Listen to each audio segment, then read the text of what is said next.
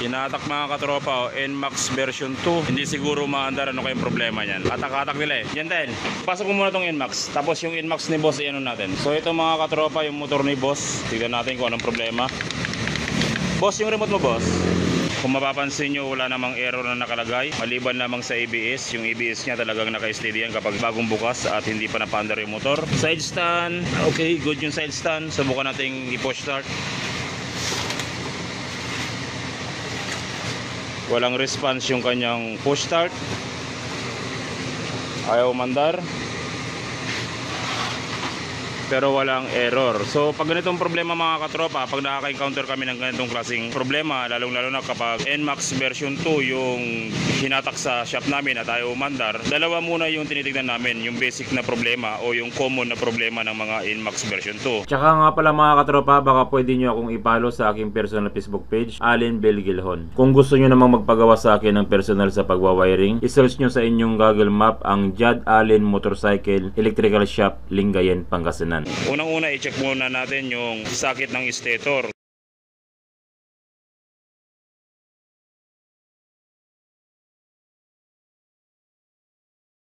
Kasi minsan, kapag nasunog yung sakit ng stator, hindi siya naglalabas ng error 12. Hindi katulad ng mga Aerox na version 1, nagkakaroon siya ng error 12 dun sa kanyang panel. Pero sa mga NMAX tsaka Aerox version 2, hindi na siya nagkakaroon ng error 12 sa kanyang panel, kundi nagkakaroon ng check engine. Pero sa kaso ni boss, walang check engine na lumalabas. Pero ganoon pa man, i-check pa rin natin yung sakit ng stator para makita natin kung ano yung problema. Baka sunog na at hindi lang nagkaroon ng check engine. Pangalawang i-check natin dito kapag hindi umaandar yung kanyang switch ng side stand. Ito yung side stand natin. Yung sakit ng switch ng ating side stand, dito siya nakalagay sa part na ito. I-check din natin yan, baka nagkaroon ng corrosion at hindi nagko-contact yung switch ng side stand doon sa kanyang sakit. Baka loose connection. Pag ganun, hindi rin talaga aandar yung motor kapag nagkaroon ng corrosion. So yun lang yung mga basic na i-check natin para mapaandar natin yung motor ni boss. Kapag okay naman yung dalawang yun, tsaka natin siya ito-troubleshoot kung ano pa yung ibang problema niya. Gentle, iyan mo, tanggalin mo to, i-check yung sakit ng stator. Yung muna unang gagawin ha. Check mo, tignan mo natin ha.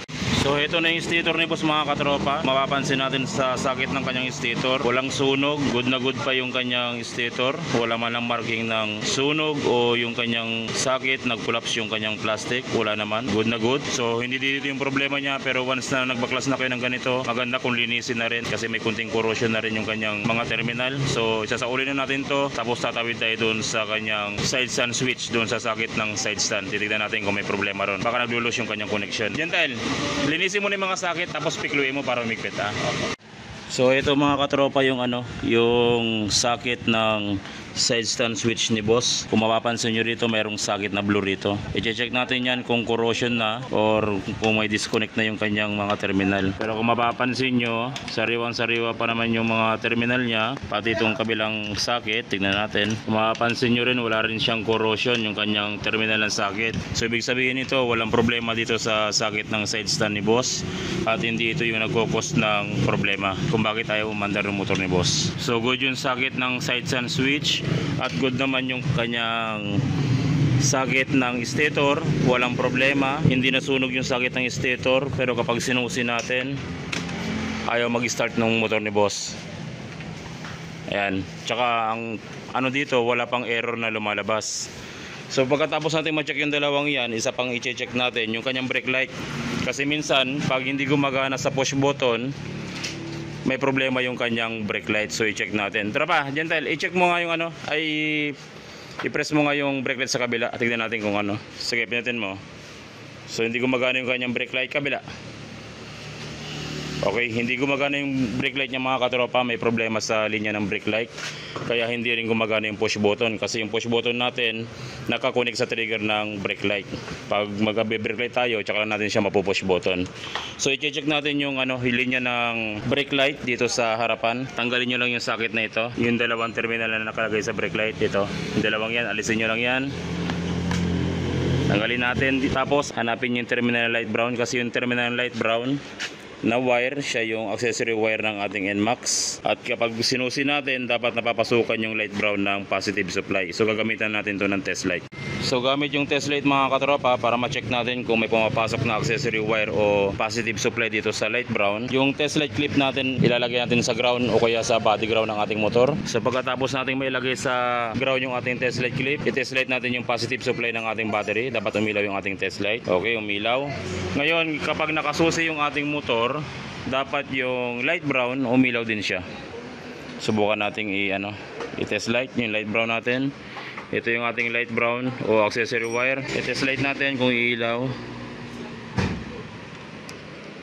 So hindi umilaw mga katropa. Ang ibig sabihin yan, hindi napapasukan ng positive supply yung brake light ni boss. Kaya kapag pinreno niya, hindi rin nag-i-start yung kanyang starter at hindi umaandar yung motor. So possible na problema, mayroong putol yung light brown o kaya naman pumutok yung fuse dito sa harapan. I-check natin. Buksan natin yung harapan ng motor. Tapos dito sa bandang kaliwa na fuse box, dito natin titignan yung signal light fuse ng ating motor. Sa bandang taas, dito nakapwesto yung ating brake light na fuse. Titignan natin kung putol siya o hindi. Tanggalin nyo yung 7.5. So kung titignan natin, yan, hiwalay oh.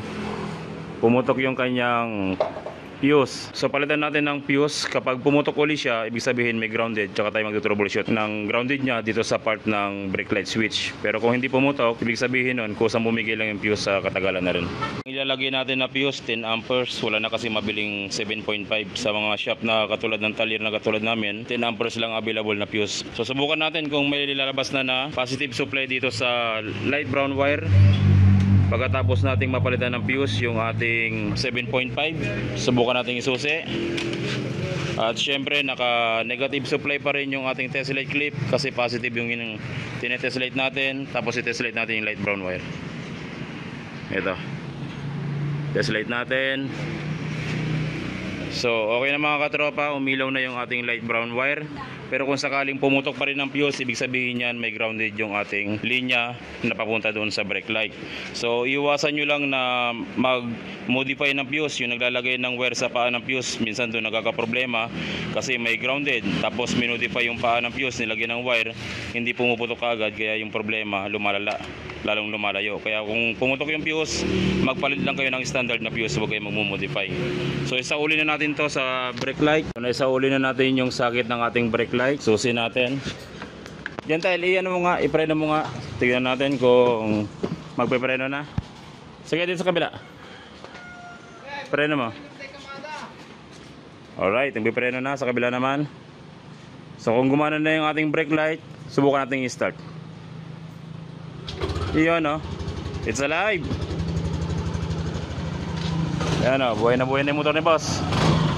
So yun lang mga katropa, kapag namatay yung motor nyo, hindi gumagana, katulad ng NMAX version 2, hanggat walang lumalabas na check engine, huwag kayong magalala, hindi malala yung problema nun. Basic lang yung palagi yung problema nun. Sundan nyo lang yung ginawa natin, i-check yung socket ng ating stator, kung may sunog. Pangalawa, yung socket ng sidestand switch. At pangatlo, yung kanyang brake light. Yun, kahit saan sa tatlong yung unahin nyo, walang problema dyan. So hanggat hindi lumalabas yung check engine, hindi malala yung problema. Basic lang lahat yan. Okay, ayan na. Op, naka-on yung traction nya. I-off natin yung traction. Okay, it's alive. Okay na.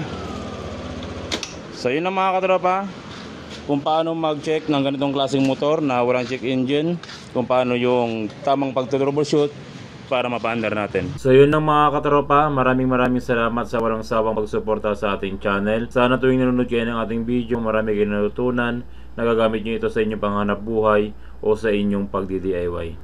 Maraming salamat mga katropa. God bless at ingat palagi sa pagwawiring.